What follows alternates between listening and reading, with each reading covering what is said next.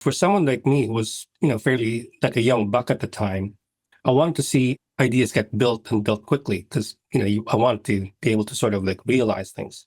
And in interiors, projects are in a much faster schedule.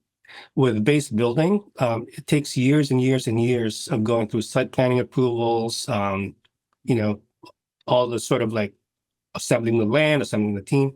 It takes years before the shovel hits the ground. But in interiors, the projects are so fast. And also, I like the scale. Hey everyone, thanks for listening to another episode of Buildings 2.0. Today, I'm speaking with Greg Guerra, Creative Director at TPG Architecture, a leading New York City-based design firm focused on creating interior environments and serving clients' strategic objectives. Greg, thanks for chatting with me today. Thank you. Happy to be here. Take us back. So before you worked at a variety of different design firms, there was just Greg, the child growing up, and he fell in love with buildings. What was that upbringing like? How'd you end up in the built environment? I was always growing up like inclined towards creative arts. I think I got it from my mom, who was a designer. She was a textile designer who also dabbled in interior design. So my sister and I actually were both pretty good at fine arts through school. And so coming out of high school, the big question was like, what program should I go into? A lot of my peers at school were going to business, law, pre-med. I really wanted to do something creative. And so architecture seemed to be a good sort of balance between sort of like the right brain and left brain, a mix of both creative and sort of like the more sort of like logical sort of thinking process. And so that's how I started on my journey of becoming an architect. Coming into school, I went to the University of Toronto for my architecture degree. Coming to school, I had no idea what architecture was really all about. So it was really a fish out of water.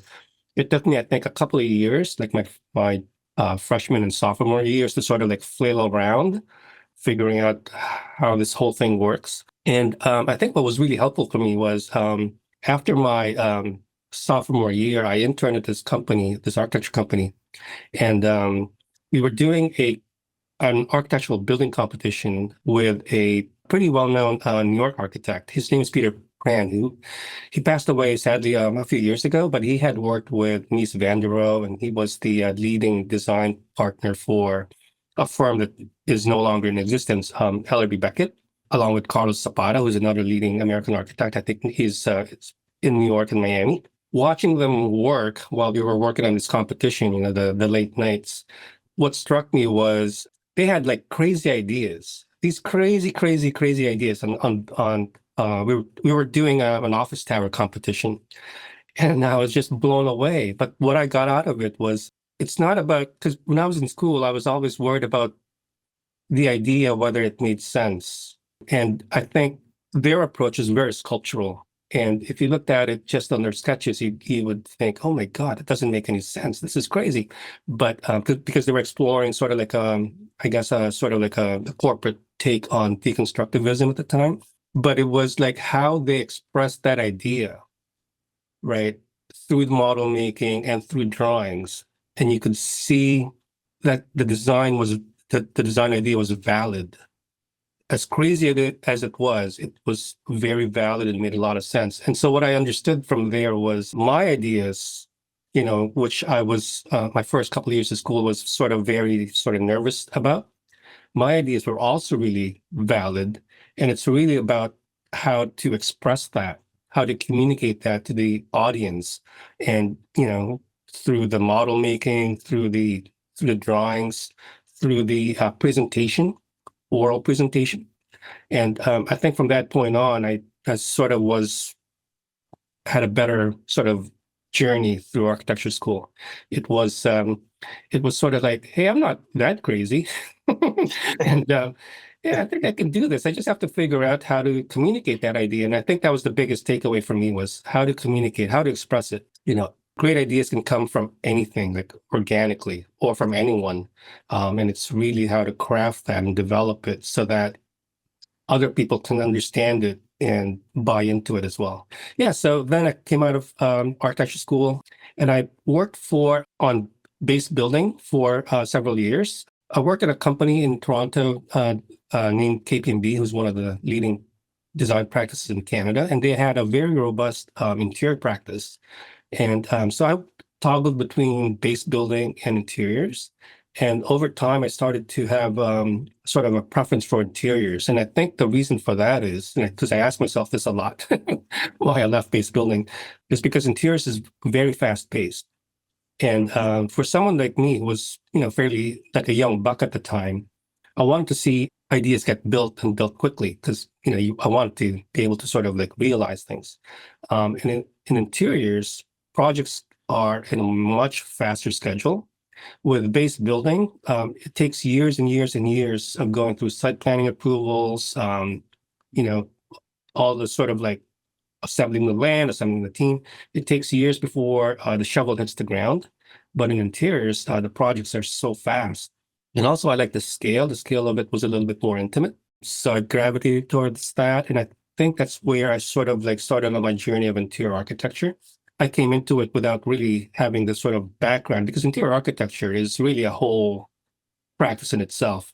A lot of architects go into interior architecture thinking, I'm an architect, I know everything. I can do landscape design, I can do urban planning, there's a whole range of knowledge in those specific fields, and you have to respect that. You can't just, go in and say, I can do furniture because I'm an architect. There's a whole sort of discipline.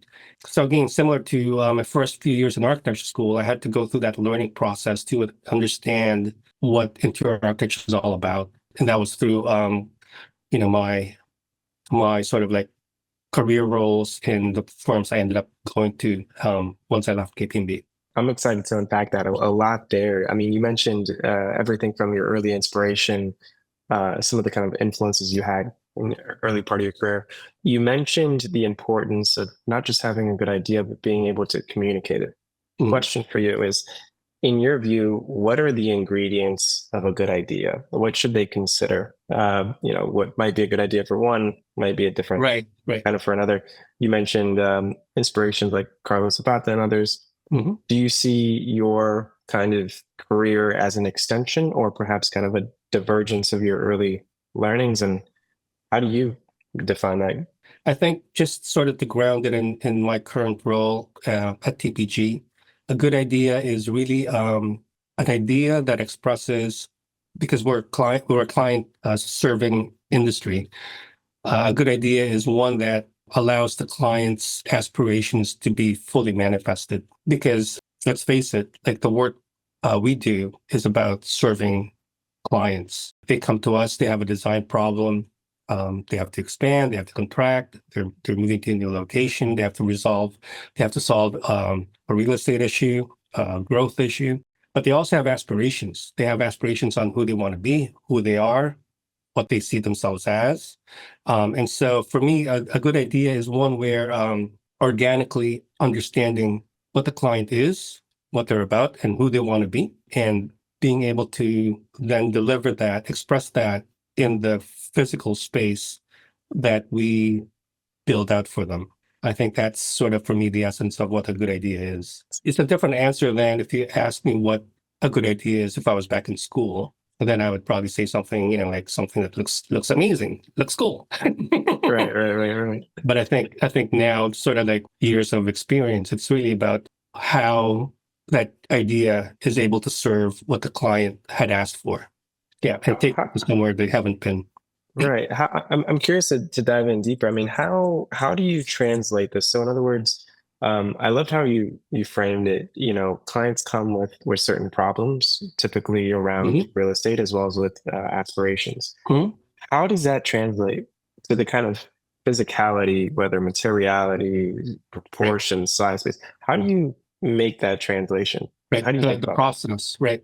At TPG, we do visioning sessions, visioning meetings, along with programming and sort of like what we call test fits, which is like really space planning to fit the numbers, because there's a certain amount of mathematics that you also have to bring into the equation.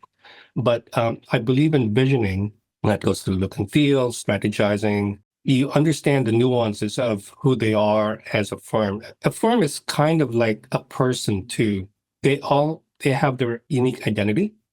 and they also have a sort of like a goal, just like any person has a goal in life, who they want to be. Let's say, like Google, right? Google manifests itself as like a leading search engine, but they're also manifesting themselves as they want to own the world, like in terms of like the apps you use to from waking up to sleeping, right? It's not just about the search engine anymore. Same thing with Meta.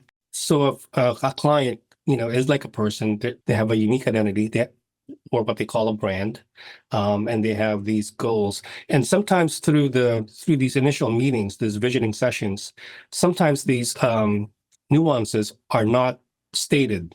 You have to sort of, I think what we're really good at TPG is listening and capturing the nuance, picking up on body language, sort of like having a more being intuitive personality to deduce. I think that's something designers are should be really attuned to. And a lot are really great at it, because you have quite often we come out of these visioning sessions with a mission statement on what the project will be going forward, and that sort of is become sort of the mantra in which the design decisions are sort of judged against going forward. But there's also these sort of unstated aspirations and understandings of who the clients are that I think really great designers are able to sort of understand intuitively, and helps them sort of guide the process. So I guess it's a long-winded answer of like being able to understand and listen to the client as the sort of grounding point of creating great design. And I think the folks at TPG are really good at that. And then from there, the process is more, we try to be open and collaborative and involve the full team. When I say the full team, it's the client, consultants, also our own internal team with the younger designers and other sort of disciplines. Because from my perspective, a great design idea, which goes back to the time I was in school, can come from anyone. And for example, when I have project meetings with clients and consultants, I encourage my younger colleagues to speak up. I mean, they're at the table, and I want them to participate and not just be there taking notes. I always tell them, like, you're here at the table for a reason, and your idea is just as valid as anybody else's, and anybody could bring this great idea to the project. I remember when I was a younger architect, I would be at these meetings and I would just be quiet. A lot of topics are being discussed, and I had these ideas about how we can approach it, but I didn't speak up enough because I always thought one of the more senior team members would see that, understand it, and say it. I was like, oh, it's so obvious. Why don't we just, but I held back. And it's like, but later at the meeting, nobody said it. And it's like, we missed an opportunity. So that's the kind of thing when I'm at these meetings, I'm trying to sort of like bring it out of my younger team members, not to do what I did. But it's like that old story about like there was this big truck who was stuck underneath the overpass, and it was a little kid that came out and said, "Why don't we just deflate the tires and the truck can sort of go under the overpass?" And I thought, that's a great metaphor, because these great ideas can come from anybody, and the youngest person in the team could just have this brilliant solution. I try to sort of like make sure they can bring that to the table and go from there. I think it highlights, that at once we're at the forefront of designing what spaces should be, Mhm. while at the same time designing the firm of the future Right. should be. And, holding those two things in tension, specifically now, right, post-COVID, where, I know you and I were chatting a little earlier today about hybrid work and what that Mhm. even means. In your view, our job is to design kind of incredible spaces, Mhm. right? That's both the problem and aspiration for the client. How do you hold that intention with the changing nature of work that an architect faces, that specifically young professionals face in the context of in-person and hybrid work? If I understand it correctly, it's like how we at TPG are dealing with work from home, return to office, and sort of like the balance in between.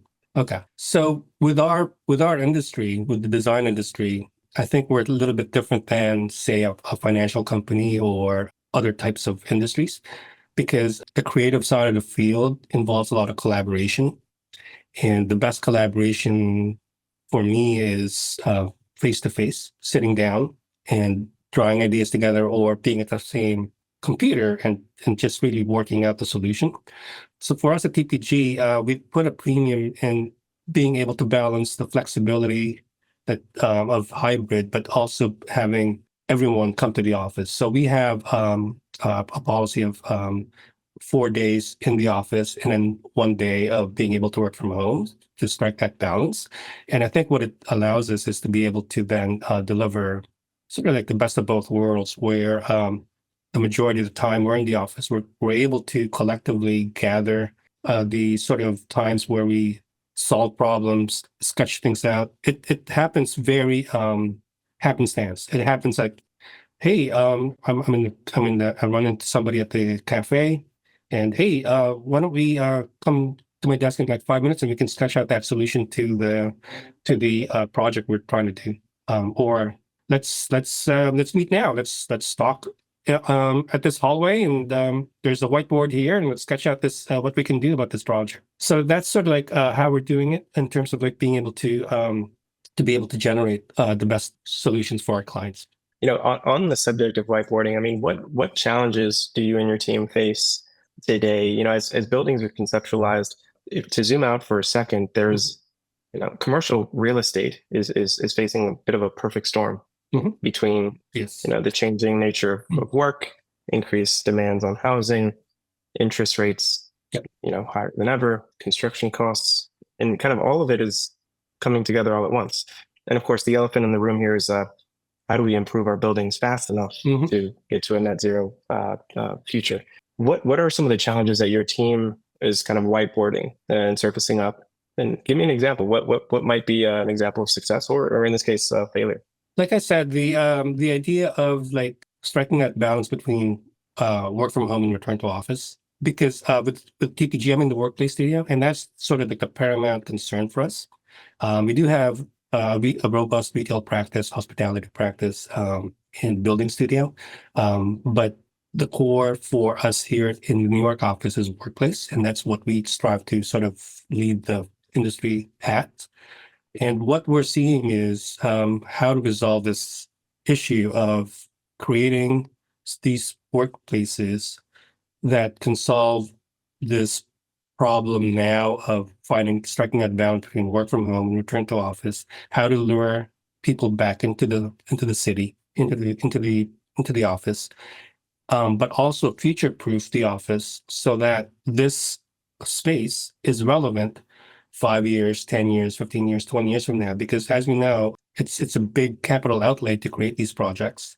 Number two, with regards to sustainability, the best and most sustainable solution is staying in place, right? So we want to be able to fashion spaces that will be functional, meet their needs, aspirational, beautiful, sort of like an object of desire for people to go back into for many, many years to come, right? And so you don't have to build this out all over again when the lease expires in 10, 15 years. And that I think will also contribute to sustainability, just the fact that you're not sort of like starting from scratch again and using up all this resources. So having said that, it's tricky because, like you said, we're in a perfect storm. Everything is happening all at once. Every client is different. Every industry is different. Like the needs of a financial firm is different from a law firm, is different from a real estate practice, different from a creative agency. They all have sort of different needs. And so I think what we're trying to do is, one, we don't come in with a sort of set prescribed solution. It goes back to sort of like what we discussed about the visioning and understanding the client. We approach each client as an individual, as their own person. And the solution that's crafted is specific to that person or company. But the other thing to sort of future-proof these projects is being able to have flexibility in space planning, flexibility in technology, flexibility in design, so that we know change will happen. Like, you're a company, say you're our client, you move into the new space, it's great, but we know day two, you will have changes. Every company evolves, and you'll probably need to say, I need to sort of rework this area here because I need only more people on my team. But if we have flexibility in planning and technology and all that, what I'm alluding to is sort of like an ability to sort of like have a logic, a system, sort of like a module where you don't have to redo or renovate a whole section. But if you could kind of say, just to give you a point, because we're working on a law firm project and we're sort of talking about this right now. So say a 10 by 15 office, 10 by 15 office and an attorney office, 150 square feet. But say you use that as your planning module and you create a meeting room at 20 by 15, 300 square feet. But in the future, should you need more attorneys and less conference meeting rooms or case rooms, you just put a partition in the middle, it converts to two offices. And you didn't have to like renovate that whole area. It's just really a partition goes up. Or another one in a sort of different scale is like within that 10 by 15 office, design the furniture, the casework, so that in the future, should a second attorney be there in that office, like double the density, it's just a matter of a furniture change. You don't have to do any construction. No changes to the HVAC, no changes to lighting, no changes to the glass fronts. It's really a furniture change, and you're able to double up the density in that office. It's kind of like smaller scaled ideas, but taken to a larger scale in the larger planning of a project will allow you to future-proof something going forward. Because I think one of the other things when we talked about like the things that matter out there, I said AI, I said work from home versus return to office. The other thing, obviously, that matters out there, because we're in this perfect storm, as you mentioned, is wellness and sustainability with everything that's going on with the larger climate. So if you're able to future-proof the space, it also helps with the larger effort of being sustainable. In your experience, what's the new baseline for a workplace? So on the one hand, various sectors are very different to what you mentioned, law, healthcare, et cetera. But what's the baseline that's true today that, for example, wasn't necessarily true 20 years ago, 30 years ago about the workplace? I'm hearing a lot of folks talk about, the flight to quality or flight to Class A buildings now. Is it just a new baseline that there's a certain level of expectation when it comes to amenities and technology that you're seeing today? It just needs to be true in order to bring folks to the office. I think you hit another big issue that's percolating out there, amenities, right? And the flight to quality, because I think they're interrelated and it all sort of manifested itself post-COVID. I think these issues were percolating in the background before COVID, but COVID has accelerated the whole process. And yes, there is a big flight to quality and there is a big sort of like focus on amenities, and because it's part of the larger conversation of creating these workplaces that will attract people to come back and to the office in general.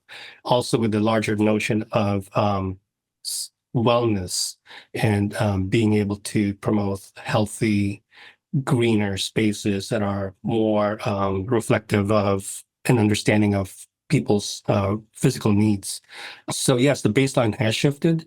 I think in the past, like spaces were more cellular, less concerned about sort of daylight and views, and more about just really having a certain footprint, say 300, 400 square feet for senior VPs, 150, 180 square feet for mid-level management, and then 6x8 high cubicles for the rest of the worker bees.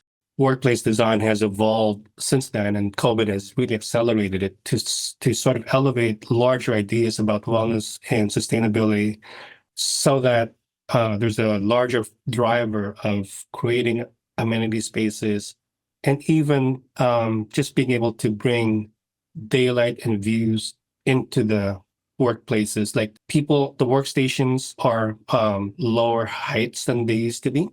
And offices are smaller, but they also have glass fronts. And that allows for daylight and views to be shared by everybody. Previously, in the old paradigm, the window offices got the daylight and view. Then you had the sheetrock wall with a wood door, and the people in the cubicles did not see any of that stuff. And they lived in artificial lighting, from 9 to 5. Now there's some understanding of being more democratic about enjoying daylight and view.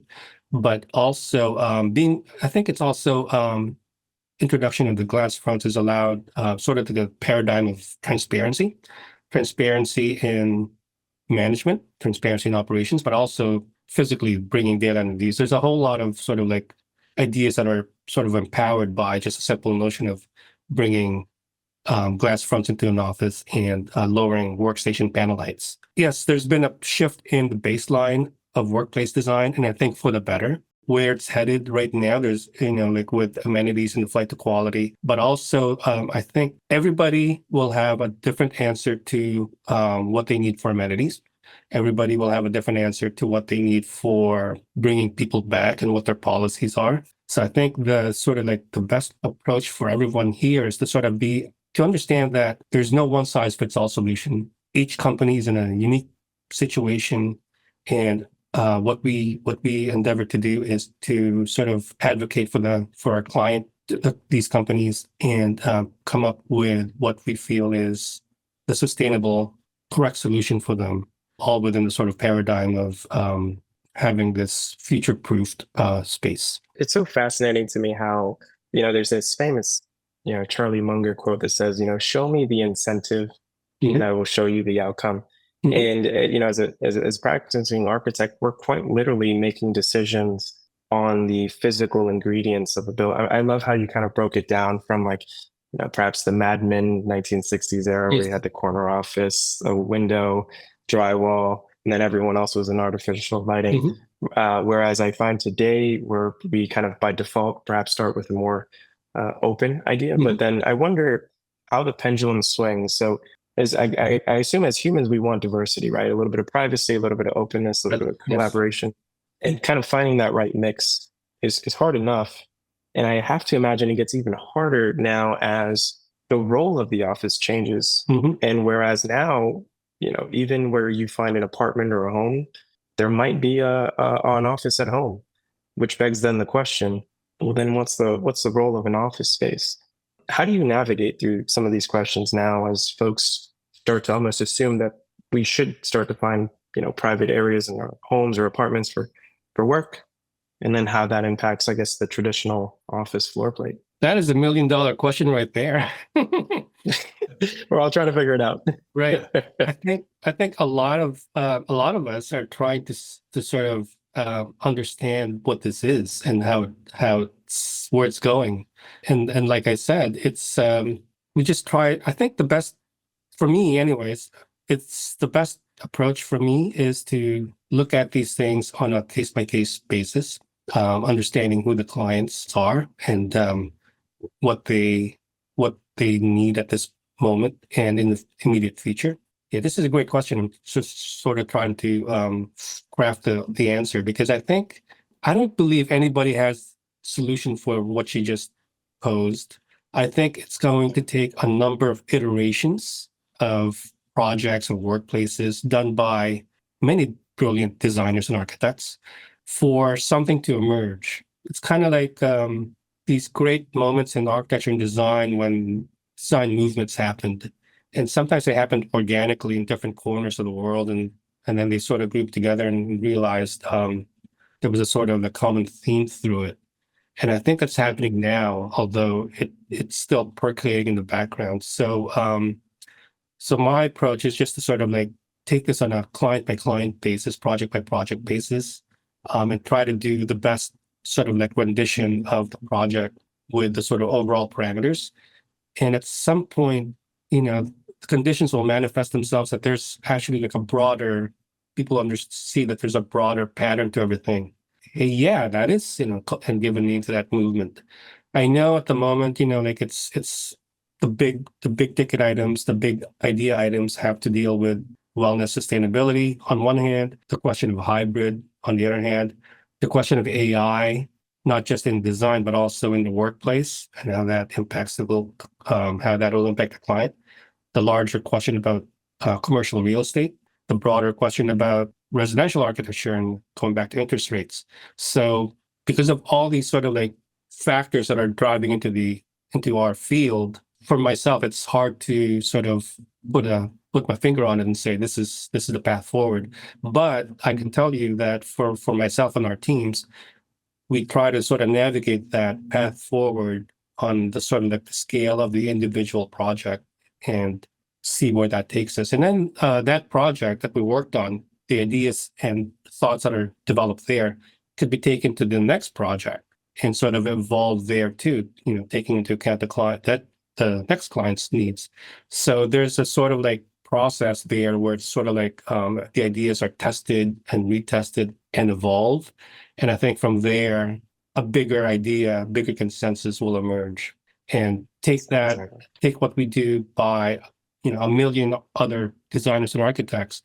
And I think you'll sort of start to see a bigger sort of formulation of where the future will be. You contrasted, today we had, or you continues that metaphor of kind of a perfect storm, and you contrasted your early experience in college and early career. What would you go back to a young Greg and tell him, like, hey, this was my experience as well in graduate school, where a lot of the focus was, to your point, formal and highly optimizing for how beautiful the render is, the plan itself. It was only, I guess, until I got outside that I realized that there's just a bunch of other factors that maybe I needed to consider. If you had to go back to a young Greg, what would you tell him, as a young architect, like, hey, you should probably be paying attention to this or this or this? What I would tell the young Greg, the first thing I would say is don't take it too seriously. Have fun.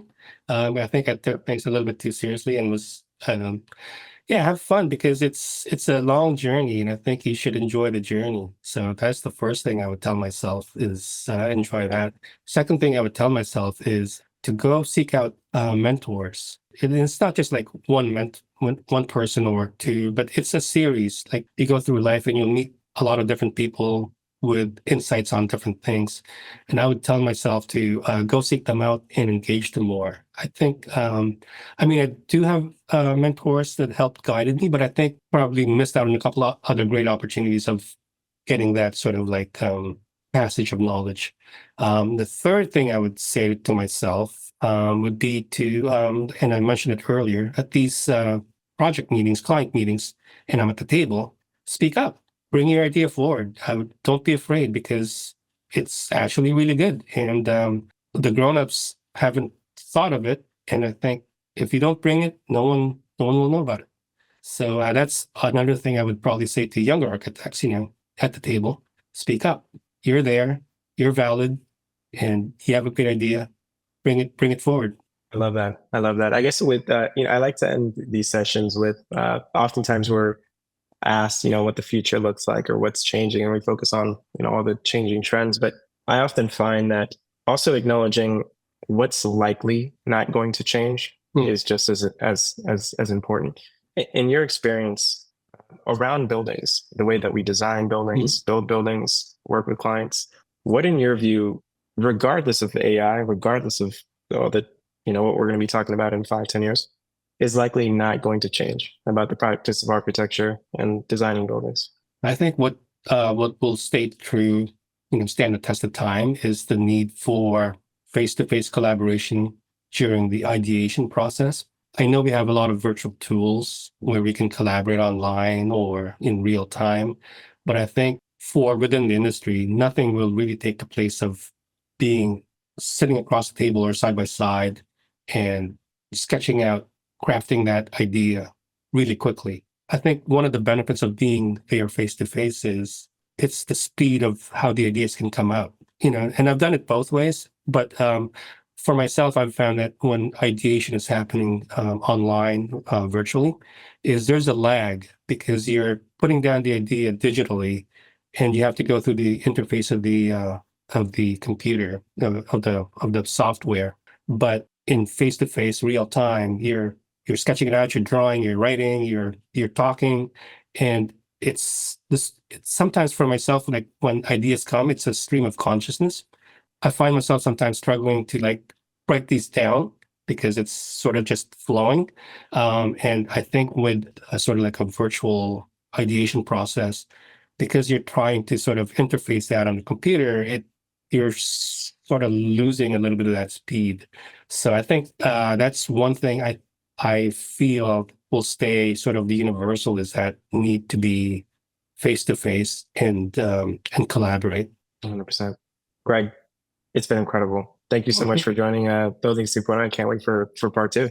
Yes, this is great. And there's a lot of great questions that you posed, and I'm going to be mulling them over for the next little while because your questions are, like kind of driving where things are at the moment. And I mean, it seems like the world is a scary place, but I think there's also this opportunity to create something really great, right? Like everybody in our industry. I know there's a lot of question marks where things are headed, but I also think this is a watershed moment, and we can look back and say we were able to go from there to here, and wow, look at where we are now. So in that process, for folks listening, is there a way to contact you? Whether it's a commercial landlord or maybe another fellow architect, or on LinkedIn, or how do they connect with you? Sure. With TPG Architecture, our website is tpgarchitecture.com.